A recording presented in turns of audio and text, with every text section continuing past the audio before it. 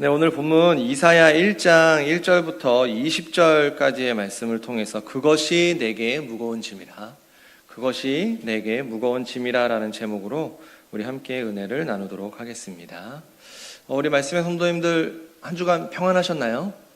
네, 감사드립니다. 네, 항상 우리가 말씀 안에서 살아갈 때, 그리고 우리 아버지 앞에 기도하고 또 기도하실 때에 우리의 마음에 참된, 우리 하나님께서 주시는 참된 평화와 평안이 함께하는 우리 성도님들의 모든 삶이 다 되실 줄 믿습니다. 자, 우리가 방금 전에도 읽어봤지만, 이사야 1장 14절 말씀을 우리가 함께 읽어봤지만, 분명히 하나님께서 그것이 내게 무거운 짐이라 라고 말씀하고 있습니다.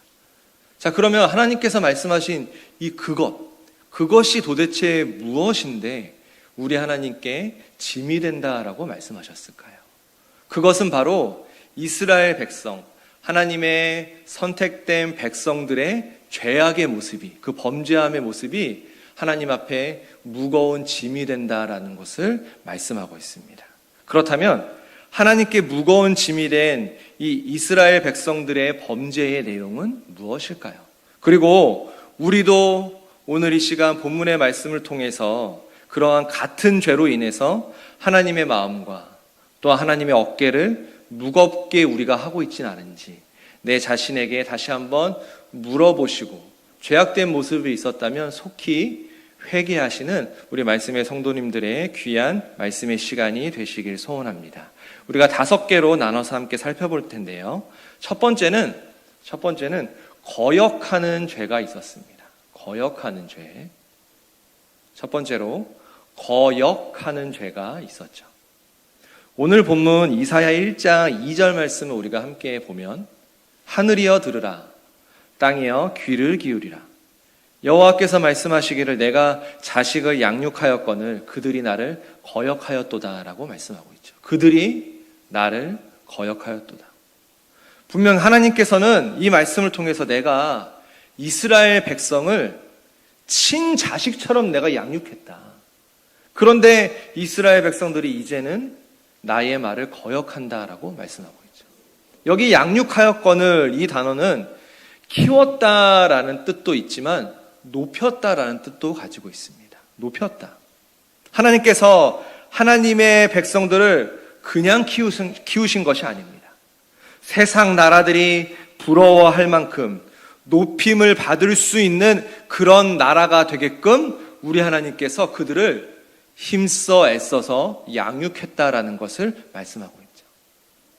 출애굽기 4장 22절과 23절 말씀을 우리가 함께 보면, 너는 바로에게 이르기를 여호와의 말씀에 이스라엘은 내 장자라, 내가 내게 이르기를 내 아들을 놓아서라고 말씀하고 있습니다. 하나님께서는 이스라엘 백성들이 내 아들이다, 심지어는 장자다라고 말씀하고 있습니다. 더 구체적으로는 신명기 14장 2절 말씀을 통해서 너는 너의 하나님 여호와의 성민이라고 말씀하죠. 너는 너의 하나님 여호와의 성민이라. 이스라엘 백성이 이 세상 만민 중에서 하나님께서 고르시고 택하신 특별한 거룩한 백성, 성민이다라는 것을 정확하게 말씀하고 있습니다.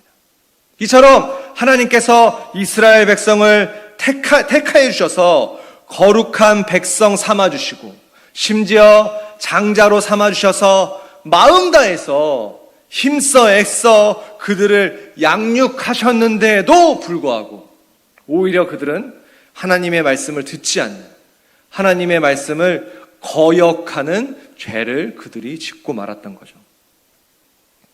다시 이사야 1장 2절 말씀, 제일 하반절 말씀을 보면 그들이 나를 거역하였도다 라고 말씀하고 있는데, 여기 거역하였도다, 이 거역하였도다가 히브리어로 파쏴라는 단어를 사용합니다.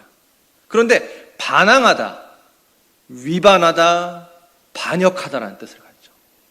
반항하다, 위반하다, 반역하다. 하나님께서 이스라엘 백성들을 친자식처럼 그들을 힘써 애써 양육하셨지만 오히려 이스라엘 백성들은 하나님의 말씀에 반항했습니다. 그리고 하나님의 법을 위반했습니다. 심지어는 하나님 보시기에 반역하는 모습까지 보이게 됐다라는 것을 증거하고 있죠. 그러면 이렇게 하나님께 거역했던 이스라엘 백성들의 범죄하는 그런 모습, 지금 현재 우리는 없을까요?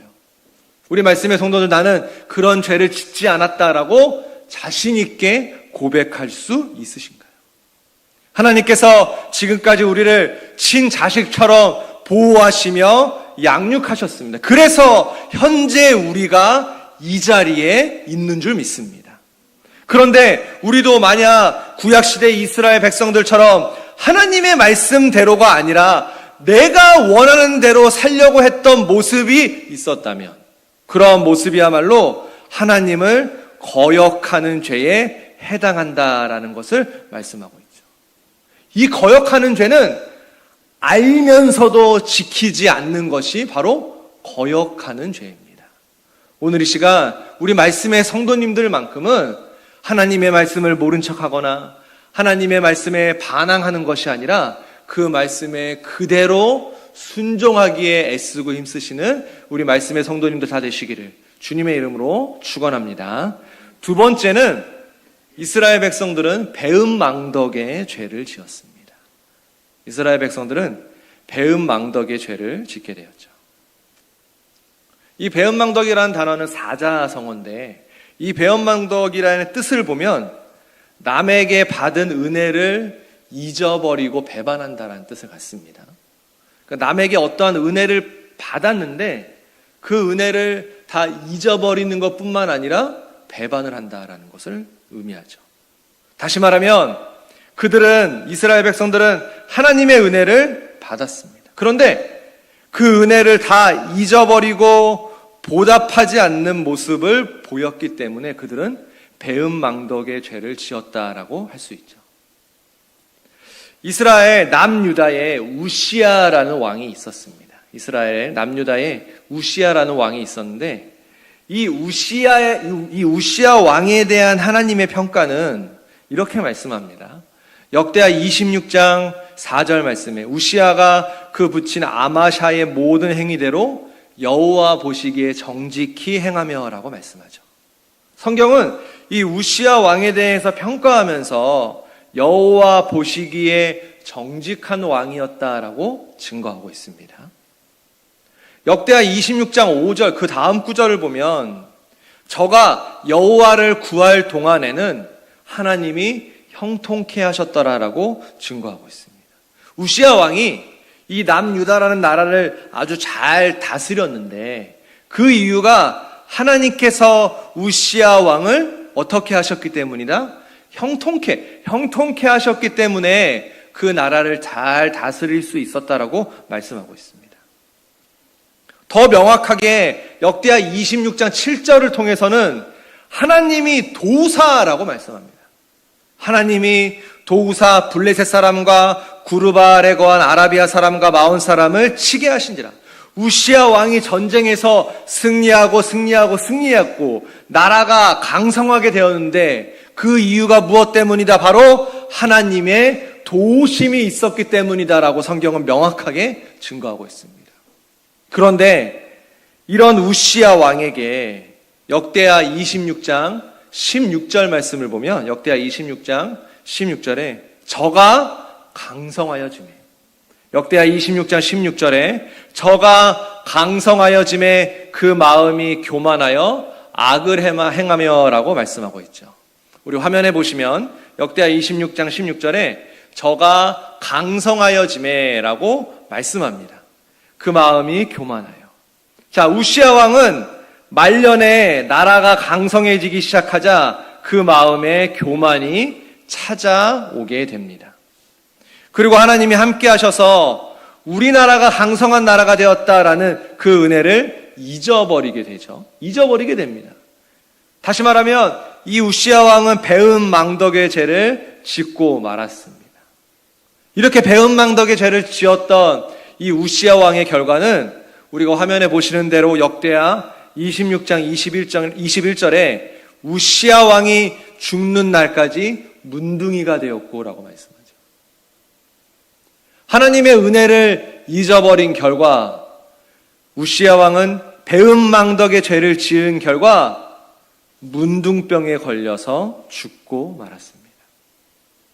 이외에도 하나님의 은혜를 받았지만 그 은혜를 잃어버린 자의 결과, 이 배은망덕의 죄를 지은 자의 결과가 얼마나 비참한지에 대해서 성경은 여러 인물을 통해서 우리에게 자세하게 증거하고 있습니다. 오늘 본문 이사야 1장 3절을 통해서는 소는 그 임자를 알고 나귀는 주인의 구유를 알건만은 이스라엘은 알지 못하고 나의 백성은 깨닫지 못하는도다 라고 말씀하고 있습니다. 이 말씀은 무엇일까요? 소도 자기 주인을 알고 나귀도 주인이 자기를 어떻게 먹여서 키우는지에 대해서 알고 있는데, 이 무지한 짐승들도 다 알고 있는데 오히려 하나님의 백성은 그 받은 은혜를 알지 못한다. 하나님의 백성이 깨닫지 못한다라고 성경은 증거하고 있습니다. 그러면 우리가 이 배은망덕한 죄를 짓지 않으려면, 하나님의 은혜를 잊지 않으려면 우리가 어떻게 해야 될까요? 시편 기자는 시편 116편 12절 말씀을 통해서, 시편 116편 12절 말씀을 통해서 여호와께서 내게 주신 모든 은혜를 무엇으로 보답할꼬? 라고 고백하고 있습니다. 여호와께서 내게 주신 모든 은혜를 무엇으로 보답할꼬? 우리가 항상 이러한 시편 기자와 같은 여호와께서 내게 주신 모든 은혜를 무엇으로 보답할꼬라는 그러한 믿음의 고백이 우리의 고백이 되어야 될 줄 믿습니다. 오늘부터 우리가 하나님의 자녀로서 하나님께서 나에게 주신 이 은혜, 여기까지 나를 인도해 주셨던 그 하나님의 은혜를 무엇으로 보답할까? 무엇으로 보답할꼬? 라는 그러한 마음으로 우리가 아버지의 일에 헌신하실 때에 우리 아버지 하나님의 어깨에 있는 그 우리의 무거운 죄짐이 조금이나마 가볍게 되실 줄 믿습니다. 큰 세 번째로 살펴보면 이스라엘 백성들이 지었던 죄는 우상 숭배의 죄죠. 우상 숭배의 죄. 이사야 2장 6절 말씀을 우리가 함께 보시면, 이사야 2장 6절 말씀에 주께서 주의 백성 야곱 족속을 버리셨음은 그들에게 동방풍속이 가득하며 그들이 블레셋 사람같이 술객이 되며 이방인으로 더불어 손을 잡아 언약하였음이라 라고 말씀하고 있습니다.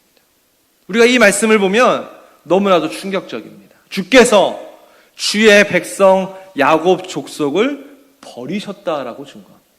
하나님께서 하나님의 백성을 버리셨다라고 말씀하고 있는데 그 이유가 두 가지다라고 그 이유에 대해서도 자세하게 설명해 주셨습니다. 첫 번째는 이사야 2장 6절에 말씀하신 것처럼 동방풍속이 가득했기 때문이다라고 말씀하죠.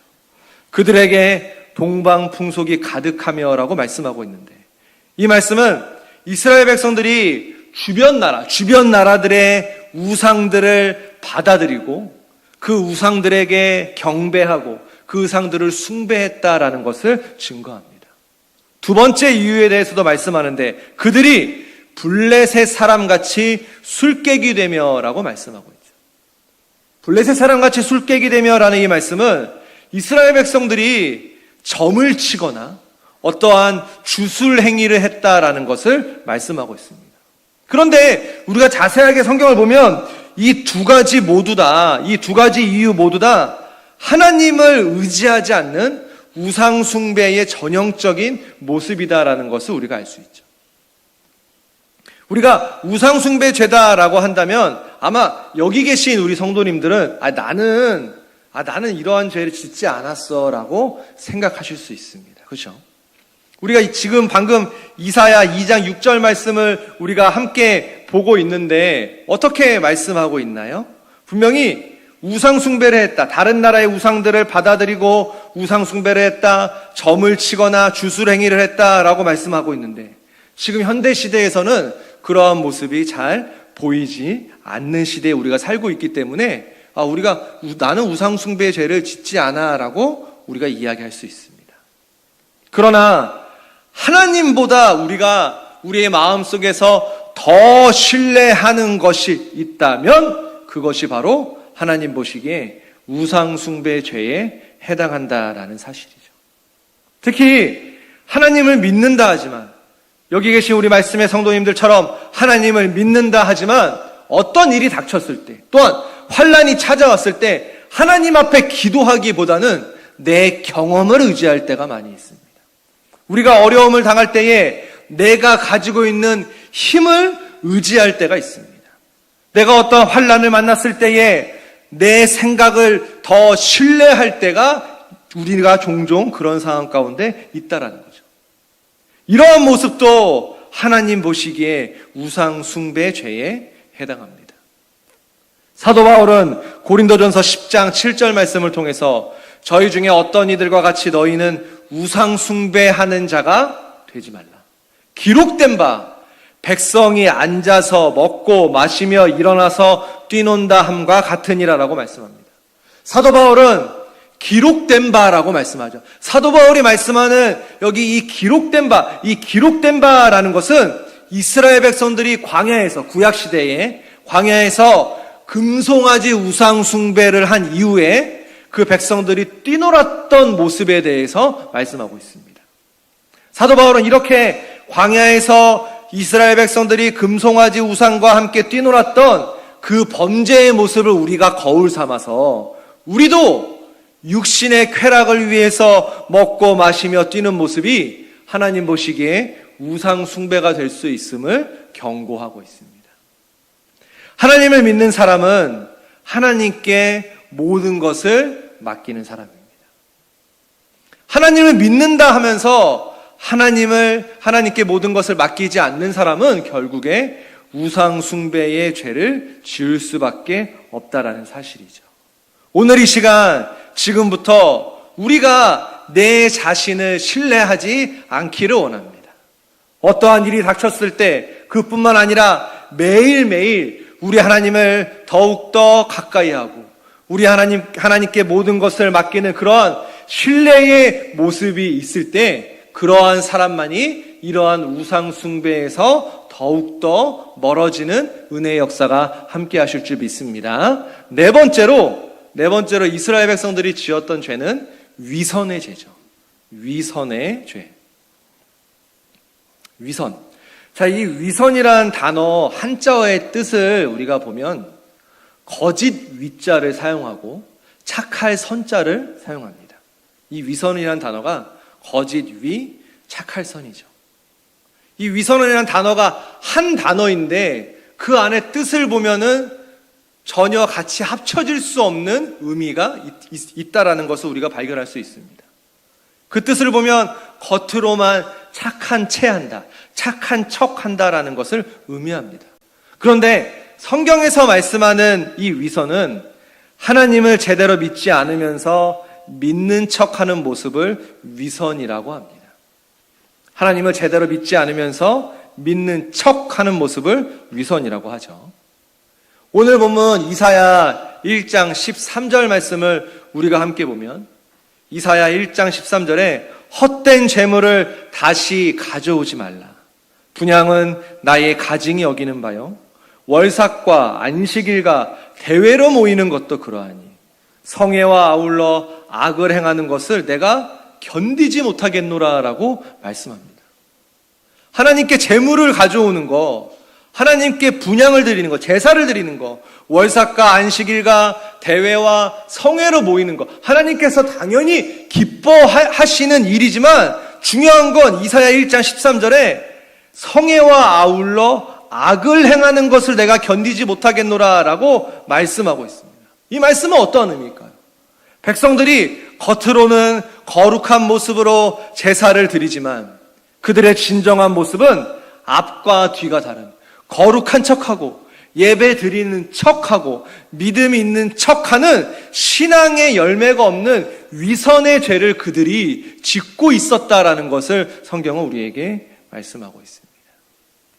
우리가 성경 구절을 여러 군데서 찾아보면 이 위선에 대해서 여러 가지로 증거하고 있는데 크게 5가지로 나눠서 우리가 이 시간 살펴보면, 첫 번째로는 사랑을 말하면서 남을 미워하는 것이 위선이다라고 증거합니다. 사랑을 말하면서 남을 미워하는 것. 우리가 입술로는 사랑을 이야기합니다. 그런데 마음속으로는 남을 미워하면 그 모습이 위선이다라고 증거합니다. 또한 두 번째는 신앙을 말합니다. 우리가 믿음 있다라고 얘기하면서 그 열매가 없는 것, 믿음의 열매가 없는 것 또한 위선이다라고 말씀하죠. 세 번째는 우리의 입술을 통해서 평화를 말하면서 우리가 화평해야 된다, 주 안에서 하나가 돼야 된다라고 이야기하면서 정작 행동과 그 모습은 불화를 일으키는 그러한 모습이 있었다면 그것 또한 위선에 해당한다라고 말씀합니다. 네 번째는 순종을 말하면서 하나님의 말씀에 순종해야 된다 말하면서 어떠한 일이 닥쳤을 때는 자기 고집을 내세우는 그러한 생활, 그러한 모습이야말로 위선이다라고 말씀하고 있죠. 다섯 번째로는 교훈을 말하면서, 다시 말하면 하나님의 교훈의 말씀을 말하면서도 그 말씀대로 실행하지 않는 말만 앞세운 그런 생활도 위선의 죄를 짓는 모습이다라는 것을 말씀하고 있습니다. 그렇다면 우리 성도님들, 이 화면에 띄어진 이 5가지의 위선의 모습에서 나는 해당되지 않는지 오늘 각자의 모습을 다시 한번 돌아보시기 바랍니다. 기도하지 않으면서 기도하는 척하는 모습, 교회를 마음 다해 사랑하지 않으면서 사람들의 시선이 있기 때문에 사랑하는 척하는 모습, 이러한 위선의 모습, 이러한 척하는 모습이 우리 가운데서 다 사라져야 될 줄 믿습니다. 마지막으로 이스라엘 백성들의 범죄함은 살인죄죠. 살인죄. 이스라엘 백성들은 살인죄를 짓고 있었습니다. 오늘 본문 이사야 1장 15절 말씀에 이렇게 말씀합니다. 너희가 손을 펼 때에 내가 눈을 가리우고 너희가 많이 기도할지라도 내가 듣지 아니하리니 이는 너희 손에 피가 가득함이니라. 하나님께서 너희가 많이 기도할지라도 내가 듣지 않겠다. 그런데 그 이유가 있는데 너희 손에 피가 가득하기 때문이다라고 말씀하고 있습니다. 이것은 이스라엘 백성들이 하나님 기준에서 볼 때 살인죄가 매우 많았다라는 것을 말씀하고 있죠. 우리가 생각하는 살인은 사람의 생명을 빼앗는 것이 살인입니다. 그런데 우리가 생각하는 이 살인죄와 성경에서 말씀하는 살인죄의 기준은 다르다라는 것을 성경은 증거하고 있죠. 우리가 너무나도 잘 알고 있는 요한일서 3장 15절 말씀을 통해서 그 형제를 미워하는 자마다 살인하는 자다라고 말씀하고 있습니다. 남을 미워하는 것 자체가 살인이다라고 말씀하고 있습니다. 이것은 우리의 마음으로, 우리 각자의 마음으로 상대방을 죽이는 행위, 마음으로 살인하는 것이다라는 것을 말씀하고 있죠.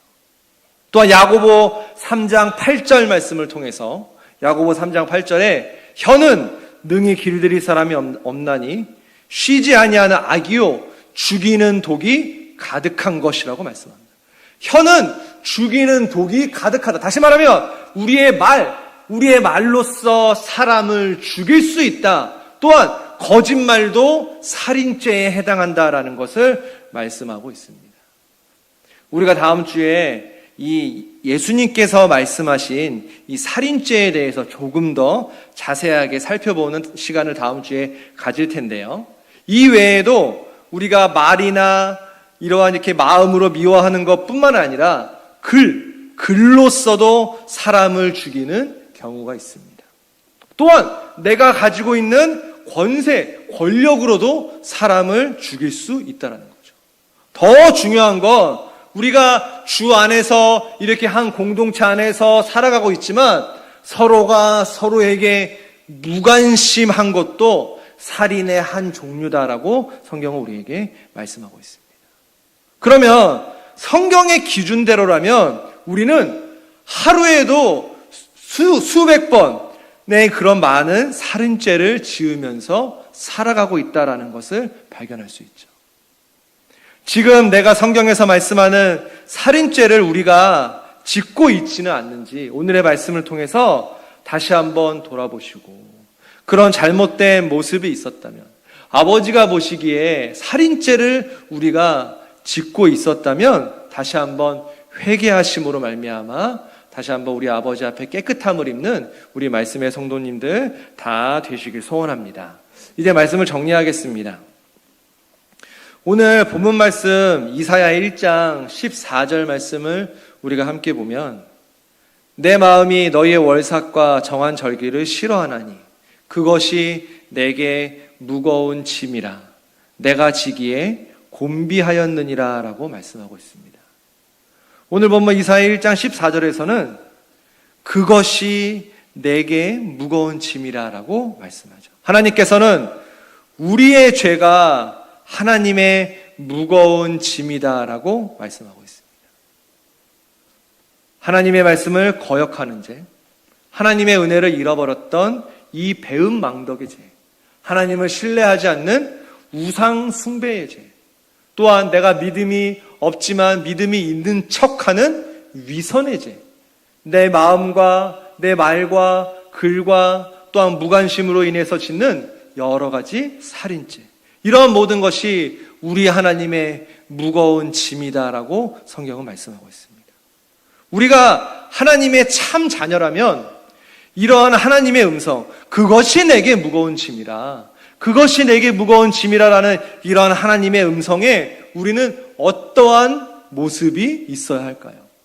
참된 자녀라면 부모가 무거운 짐을 지고 있는 그 모습을 보게 되면 즉시 달려가서 대신 그 짐을 가볍게 해드리는 그 모습이 참된 자녀의 모습인 줄 믿습니다.